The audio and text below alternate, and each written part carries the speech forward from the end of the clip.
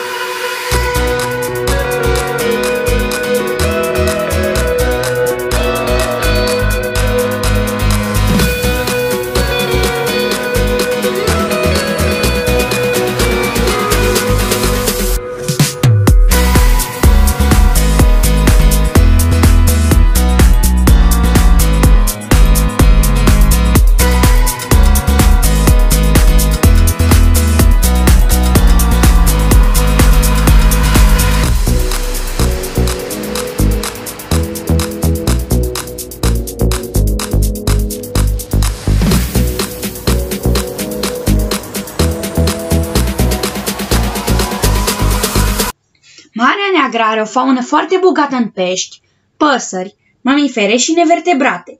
Iar astăzi vom vorbi despre o nevertebrată foarte răspândită din ordinul Semeostome și clasa Scyphozoa.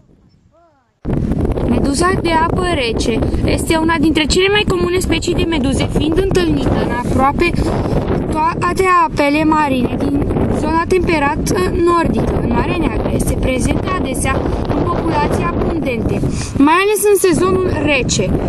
Se întâlnește în număr mare și în dreptul litoralului românesc. Clopotul meduzei este translucid, turtit, cu un diametru de 10-25 cm și marginea este divizată în 8 lobi separați între ei de câte o ropalie. Manubriul este scurt, cu 4 tentacule lungi și franjurate. Pe marginea umbrelei se găsesc sute de tentacule scurte și filamentoase, iar central 4 gonade cu aspect lăptos. Dacă vreodată aveți oportunitatea de a vă întâlni cu un grup de meduze de apă rece, uitați-vă la ele, fotografiați-le și filmați-le dacă doriți.